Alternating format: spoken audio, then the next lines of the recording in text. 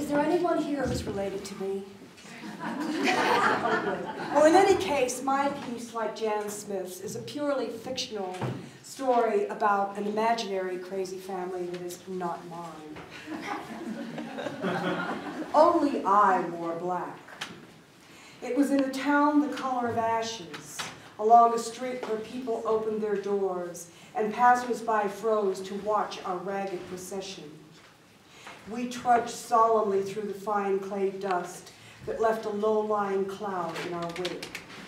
Strangers' eyes met and fused for a moment, united in the certainty that someday each of us would make the same journey.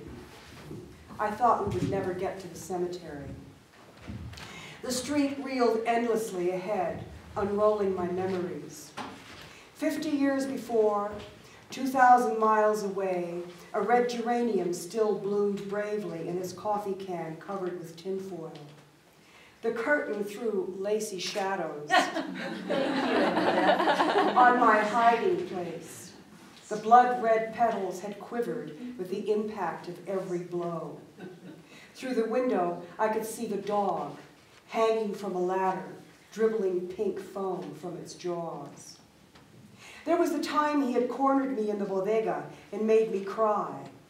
I could still hear the creaking of his brace at all those family funerals at which he always arrived with ostentatious lateness. He would appear out of nowhere, out of years of silence, run up a $2,000 phone bill at one cousin's house, wreck another one's car, borrow money from a third, and disappear again. I hear Leroy is in jail for white slavery. Oh, yeah? Well, Tia Amelia just got a letter saying that he is a dictator in some small Latin American. Guess what? Leroy called Tia Maria to say his leg had been amputated. She almost had a stroke, and then it turned out to be just another lie. And then there was the 50-year-old woman dressed like a teenage prostitute who banged on Grandma's door and claimed that Leroy owed her thousands of dollars and had made her do perverted sex acts. The time I called his boss to track down a pair of earrings he had stolen, the man had shouted, "That son of a bitch, I don't know where the hell he is, but if I see him in the street, I'm going to run him over," and he hung up. The cruel Mexican sun hammered us against the anvil of that dusty street, and I sweated in my black dress. Behind me, in the bed of a battered pickup, a life-size statue of Our Lady of Guadalupe lurched grotesquely with every bump and pothole. The driver barked the rosary through loudspeakers. Reza por nosotros ahora y en la hora de nuestra muerte. Amen. The mortuary lacked the luxury of a hearse, so they had put him in a station wagon. In the place of honor, just behind it, I was enveloped in the fumes of a long overdue valve job. I could see the 4 tin angels perched on each corner of the tawdry casket, one ring already bent, their robes carelessly slopped with geranium red paint. The phone call had come at dusk, a relentless ringing that pierced the barrio cacophony of barking dogs, blaring radios, the soccer game played with a plastic Coke bottle, children crying. "Guess what?" the voice shouted. "Leroy's dead. And you're going to love this part. He's been living in a town 50 miles from you. The family wants you to bring the body back home." We'll tell them they're crazy. They don't know Mexican railroads. He will be bubbling and stinking by the time I get there. They'll just have to have him buried here. A series of histrionic phone calls ensued, and finally, the money turned up to pay for the burial. "You have to take pictures," they said. "It might not be him. He could have killed someone else to cover his tracks, you know. Tio Alfredo thinks he's running from something." San Jose was a tiny dot on the map, at the end of a thin line that trickled out in the empty desert. The house was on a street so narrow, I had to park with 2 tires on the curb. I could see the tall funeral candles and a small clot of solemn mourners through the wrought iron bars. I was received with puzzling reverence, as if I were the relative of a great celebrity. A ceremonious sympathy I did not deserve suffused their faces, and there were grave bows and ostentatiously respectful handshakes. The woman with whom he had been living had shifty eyes and wanted me to help him collect his Social Security check. He had dropped dead at breakfast after returning from the neighborhood store with a bottle of tequila. I gave her the money.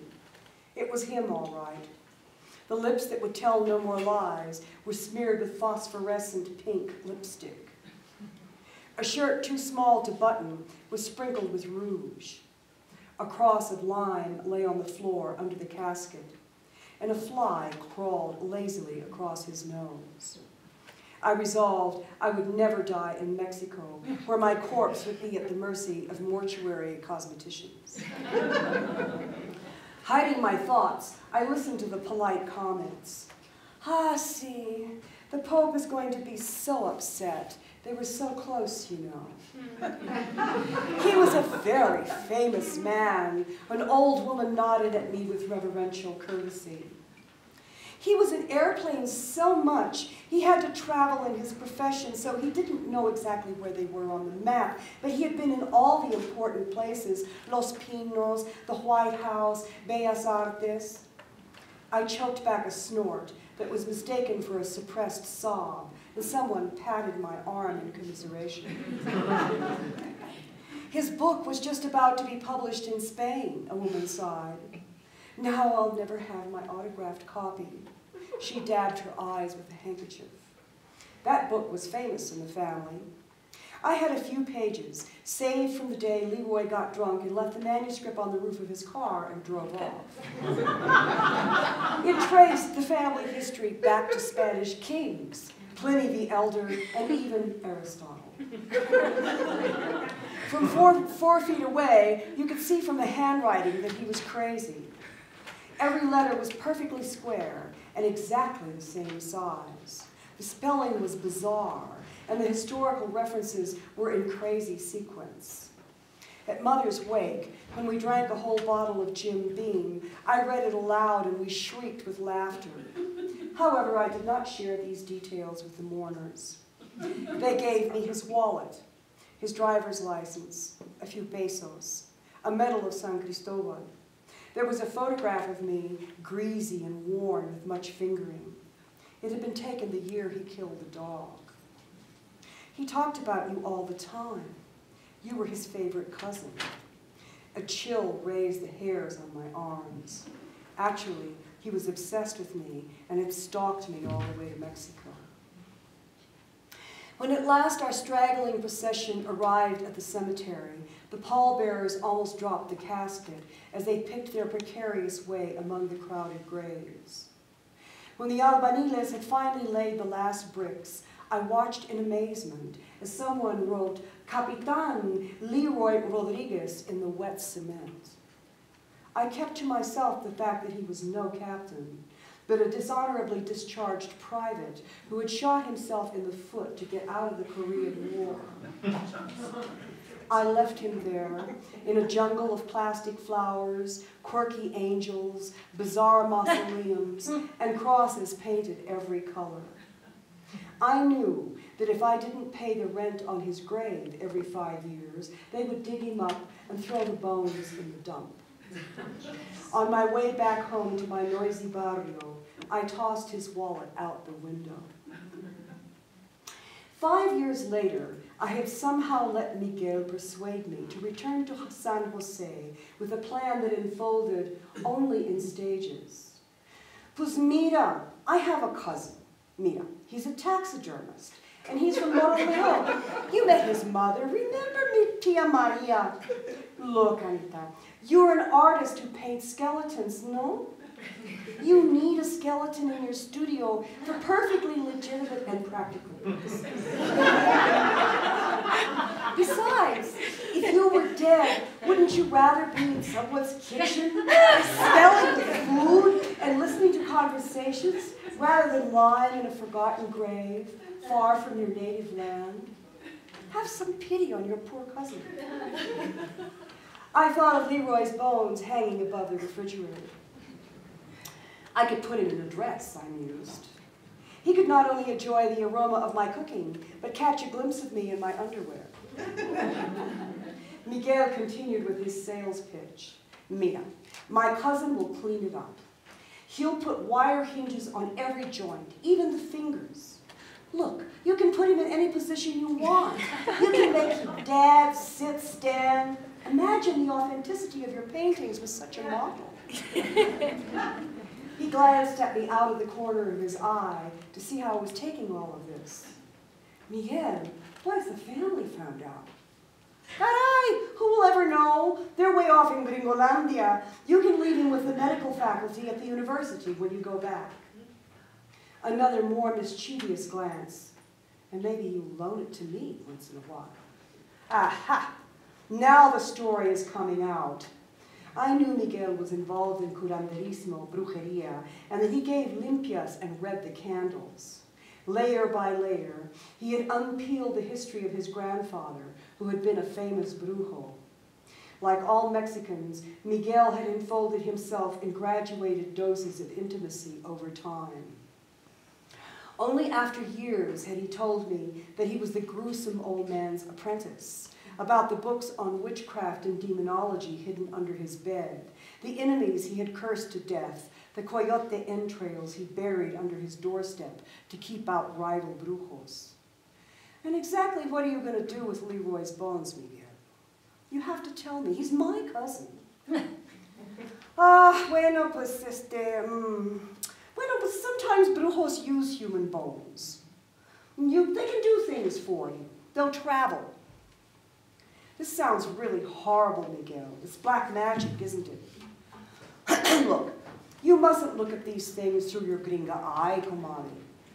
Look at this through your Mexican eye.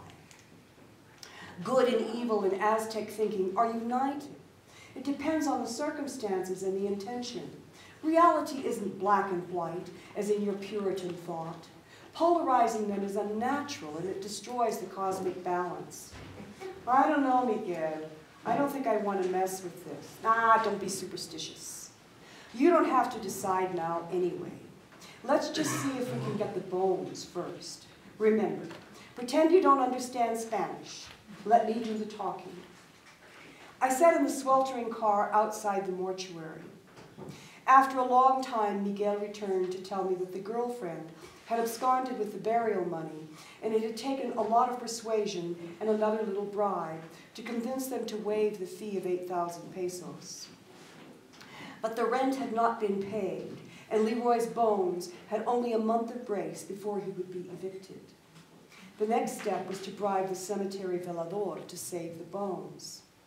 Now, don't let any Spanish slip out. Just stand there and look expensive. I know how to talk to my people.